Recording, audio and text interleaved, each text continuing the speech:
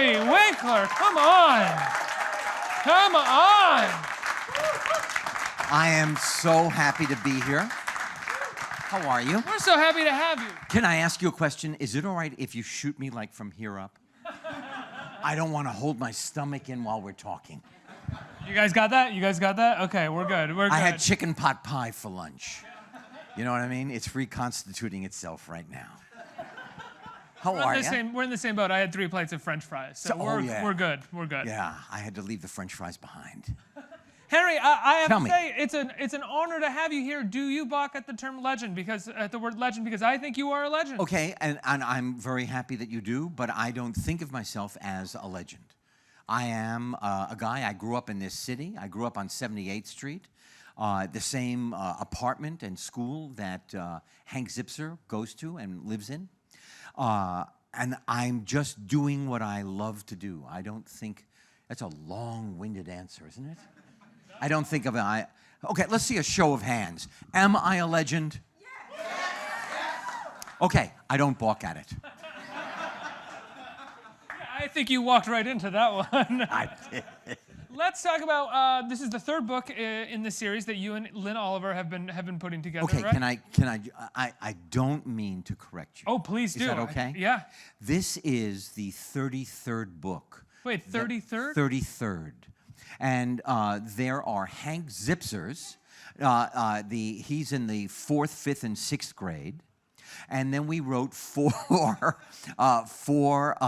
Ghost Buddies. That's a completely different series. But here's Hank. This is the 9th.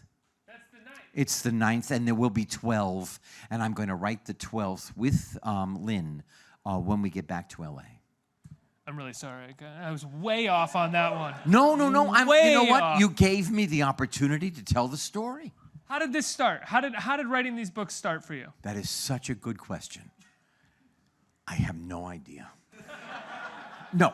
Okay, so there was a lull in my acting career. Who knew that there would be a lull in your acting career? You know, I was like such a major star. I thought after the Fonz, I was going to go from mountaintop to mountaintop, 126 countries, 50,000 letters a week. Kids sent me gifts. I thought I was going to work forever. What did you think was the next step after? The next step was I had grass stains on my jeans from sliding from the mountaintop into the valley. Let me tell you, there is no beating the system.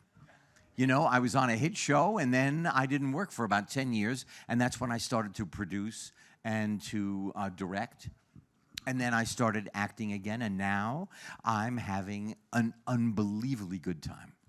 Can I ask, when you were on top of the mountain and Yes. the show was ending, Wow, that was a good time. Before you slid down, Yes. what did you think was going to be scary. the next mountaintop? Like, what kind of auditions did you go on? What did you think? I wouldn't have to audition, you see, because I was an international star.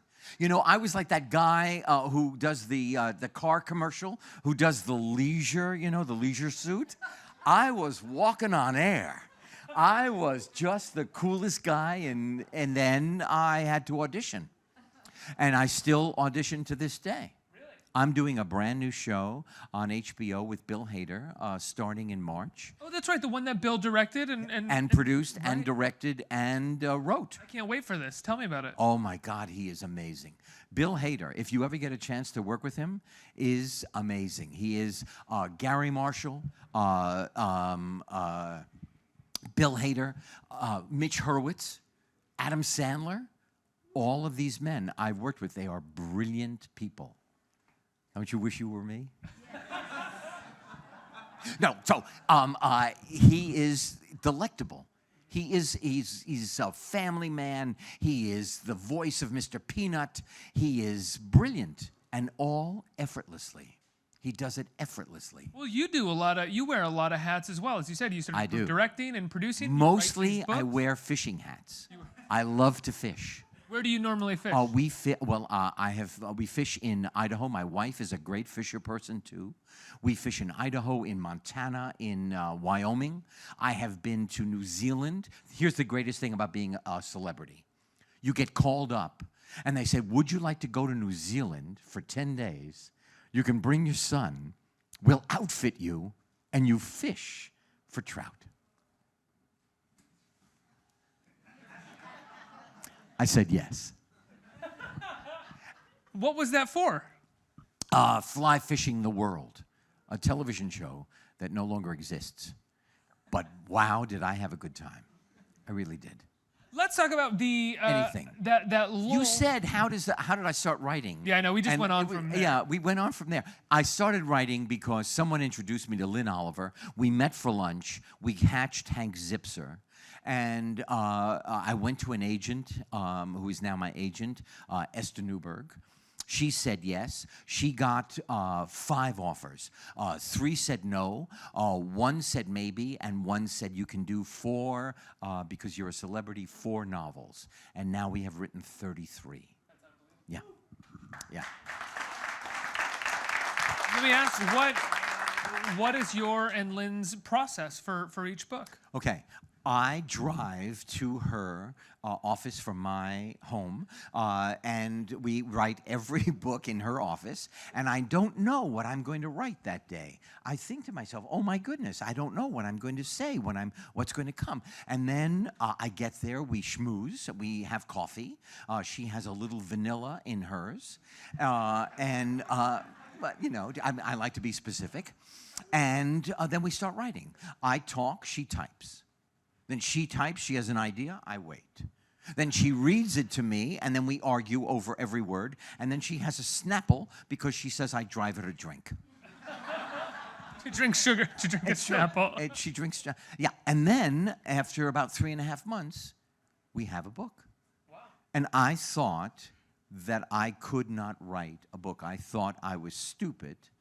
And I've said this many, many times. I thought, like, until last Tuesday, I was stupid. Because if you say it to a child often enough, and if you are not doing well in school, you think, oh, I must be stupid. And that's just not the truth. That grades do not define you. School doesn't define you. You have greatness in you. You know what your greatness is. You dig it out. You give it to the world. I took geometry for 4 years, same course. Nobody has ever said the word hypotenuse to me. What was I doing? What the hell was that about? I didn't need it. I can't spell. Reading was difficult. I had a pretty good life because you have greatness inside you. Do you feel like when people tell you that you can't do something or made you feel like you were too stupid to do something, a lot of that had to do with being an actor as well? An actor is so often treated as just like, you just do your thing in front of the camera. We're all going to, the smart people the technicians will do everything else. You know what makes me crazy? When an actor has a point of view. And then somebody says, oh, you know what, just go and be Hollywood. Just be an actor. I mean, don't be political. I'm an American first. We are Americans first. I'm a man, and then I am a professional. And I happen to have a point of view because I live and love in this country. So what the hell are you talking about?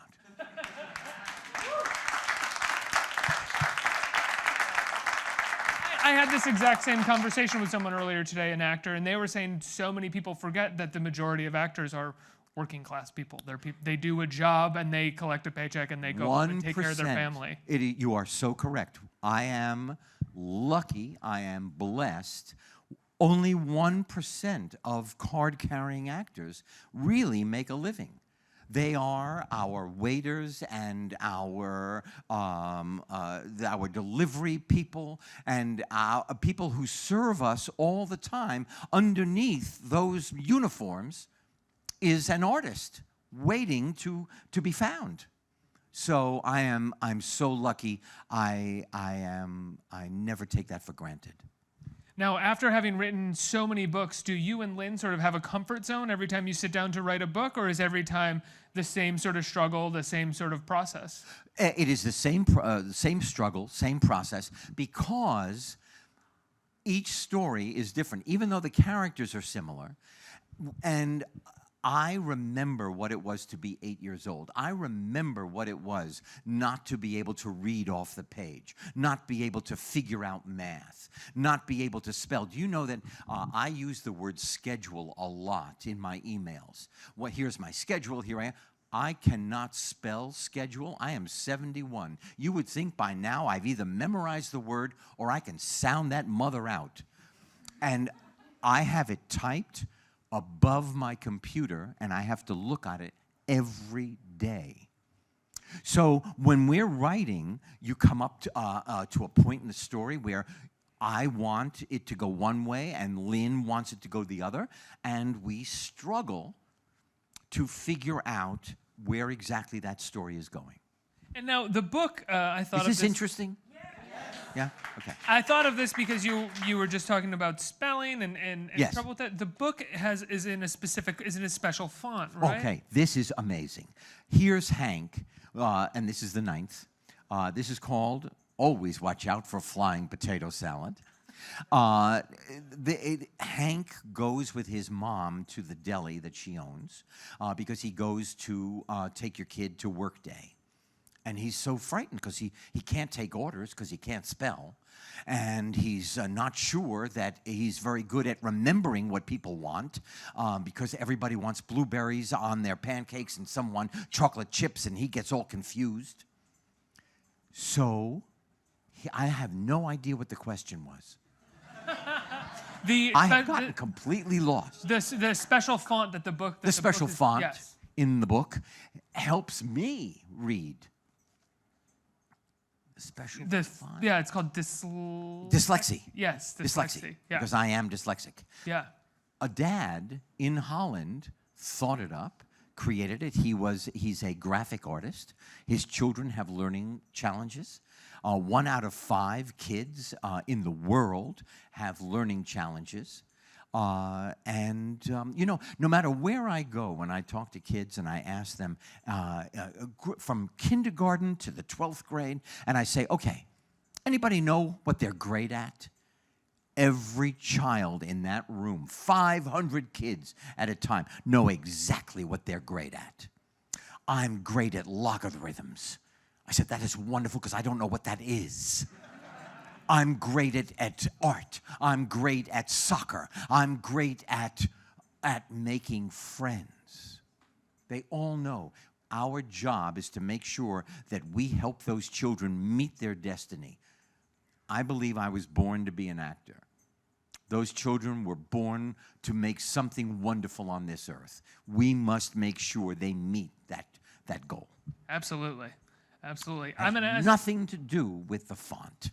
Well, I think it's making sure that everybody can participate, that it's an inclusive book, and it is an inclusive book. Yeah. It is an inclusive book, and we make comedies. They are comedies first, because we believe that, you know how they say that the road to a man's heart is through food. We believe that to a beginning reader, a reluctant reader, the road to a reluctant reader is comedy. We've had great success so far. Now, you told me in the green room there's a young man in the audience that you wanted to speak to? Yes. What is your name, sir? Hold up the microphone. Your name is Dominic. How old are you? 10. You're 10 years old. Where do you go to school? Old Bethpage Elementary. Wonderful. How are you doing? Good. Is it hard? Yeah. Yeah? But you're great, aren't you? Yeah. What are you great at? I always wanted to direct movies. If you always wanted to direct movies, it's because you will. So you know what you do? You save up your money, or for your birthday, you get a little mini cam, and you start making movies around the house with your friends. Do you do that? Okay.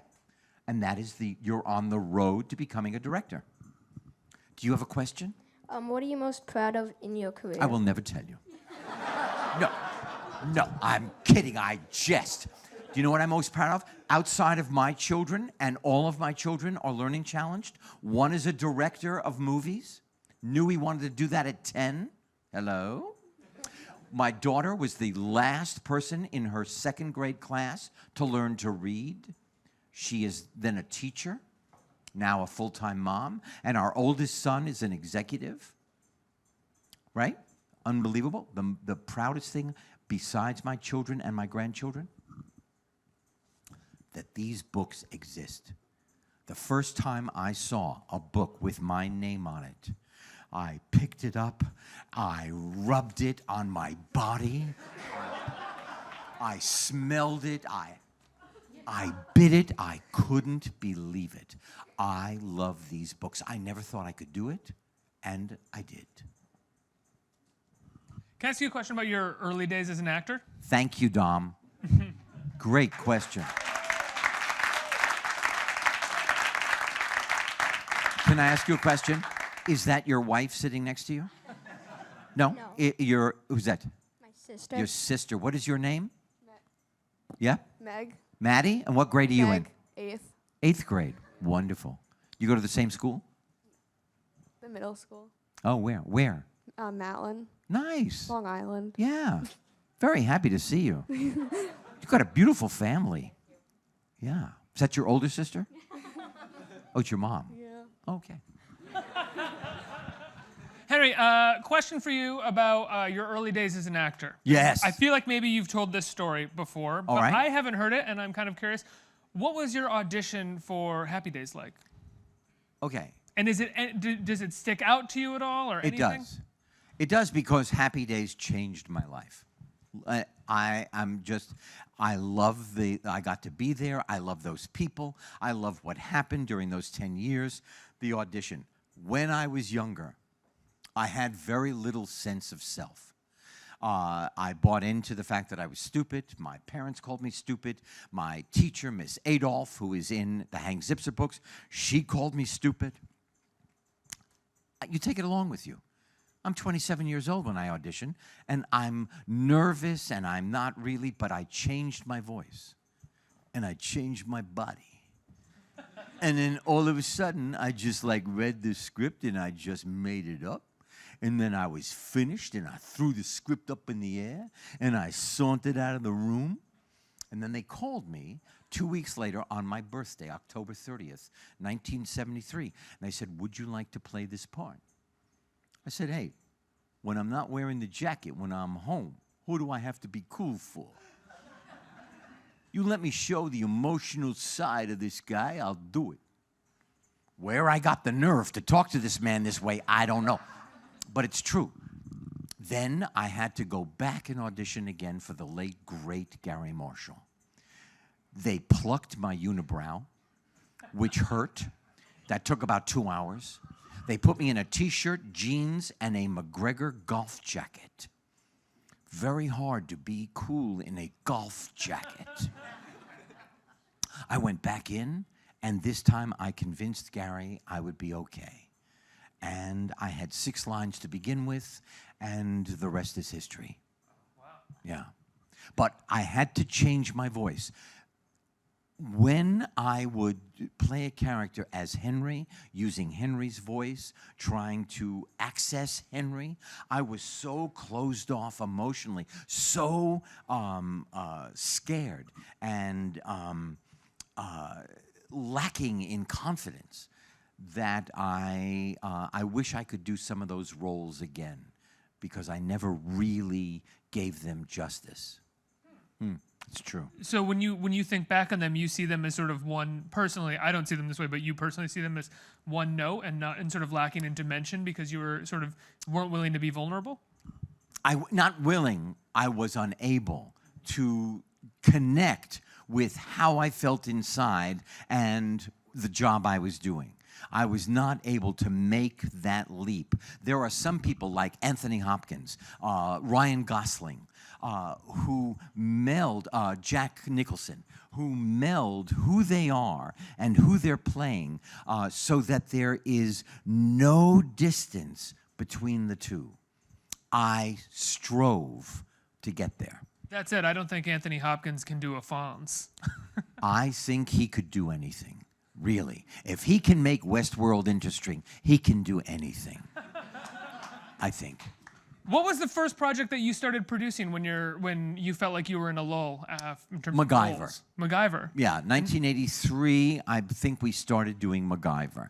My lawyer, Skip Brittenham III, I was his first client, made a deal while I was still doing the Fonz that I would have a production company and I would have producing points. I could make a show or two.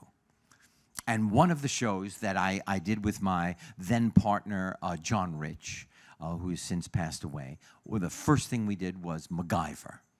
The second thing we did with Jeff Tambor was a sitcom called Mr. Sunshine about an English professor who was blind. And Jeffrey was, as he always is, brilliant. He was fantastic. So when you got to work on Arrested, right? Yes. Was that like just a group of people that you had kind of known and worked with? You had No, Jeffrey, Ron Howard. Ron was a producer, but Mitch Hurwitz, who is really off the charts, funny. He called me in. I was supposed to maybe do 1 or 2 episodes, and I stayed for 3 years. Wow. Yeah. Was it fun working on that show? What a cast. What a cast. And you can see all of them everywhere now. You know, Jason Bateman was the keeper of the logic. On page 72, he would say, excuse me, on page 23, I said that I walked in the door to the left. Here you having me walk in the door to the right. We have to change that. He would remember and see everything. Yeah. Tony Hale, who's on Veep. Oh, my gosh. Oh, it goes on and on and on. Yeah. I think it's time for some more questions from our audience here. Who's got a microphone and got a question right here? What is your name, sir? Hi, it's Andrew. Hi. Hi, just a comment and a quick question. I want to thank you for being open about dyslexia and also having these books. I'm a university professor, so in case I run out of material, I can certainly bring it up to my students. And Sure. have them ask What a do lot. where do you teach? Right over here, NYU, Oh my gosh! the Hi. psychology department. You didn't So- have far to walk. No, not at all. Not at all. Not at all. My question is, you mentioned Gary Marshall. It's really a two-part question. First, Yes. what was it like working with him? And second of all, do you think his shows would work in today's environment? Okay.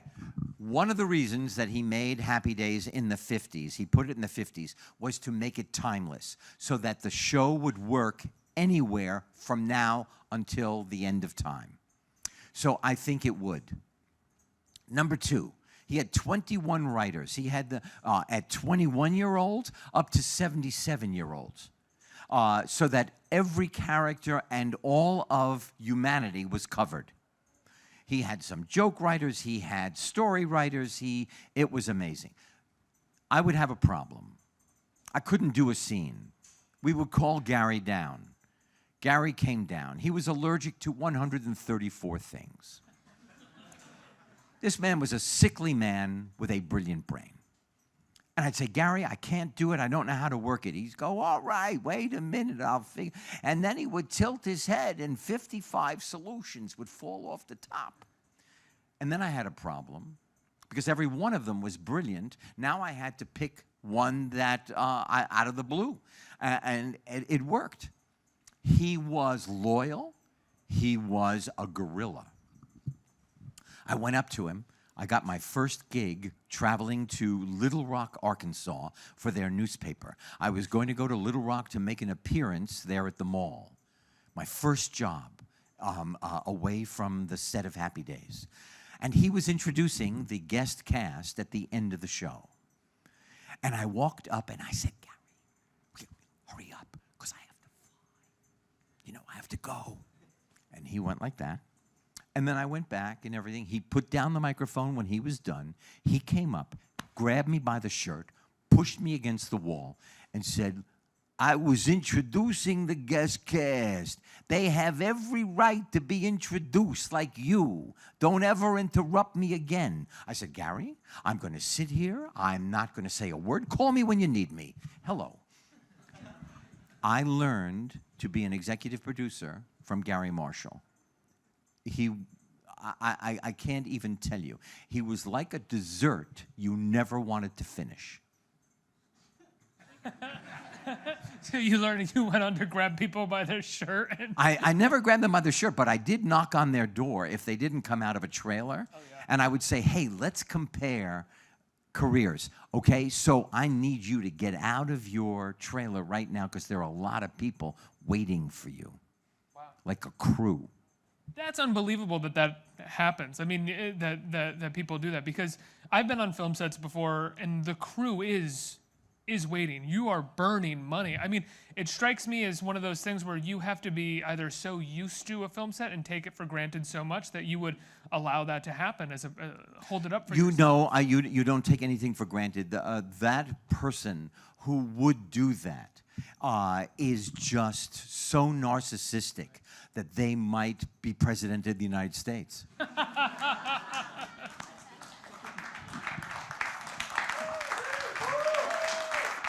Seems like the number one qualification at this point for president of the United States. I think we have time for one more question right here. Hi, what is your Hi, name? I'm Michael. Hello, Michael. First off, I'm sorry. First off, I'd like to thank you for being here. Thank you. Second off, I'm having a great time. yeah, it seems like we're all having a good time. I would like to ask you, Yes. I am a learning disabled acting student Yes. at Lee Strasberg. I would like to ask you how you go about memorizing your lines, being dyslexic, reading scripts, Okay. maybe a little bit of character analysis. Okay. And number two, just I heard you didn't know how to ride a motorcycle. I do not know how to ride a motorcycle. It's like telling me that Superman doesn't It's fly. in the Torah. Short Jews do not ride motorcycles. It's a law. I'm not kidding. On the high holidays, you will hear the rabbi say, "And never ride a motorcycle."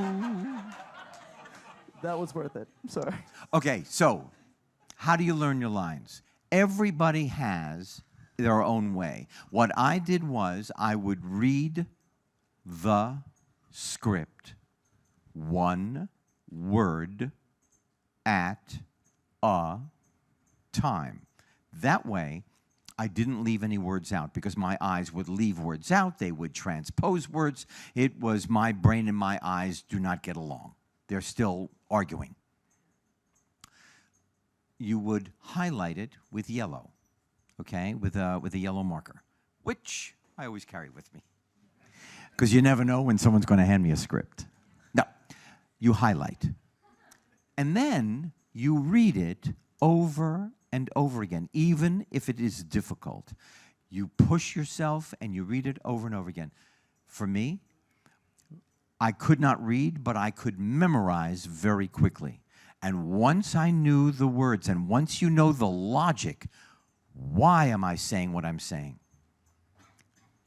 Take a pencil and go through a monologue and make a line every time the thought in the monologue changes.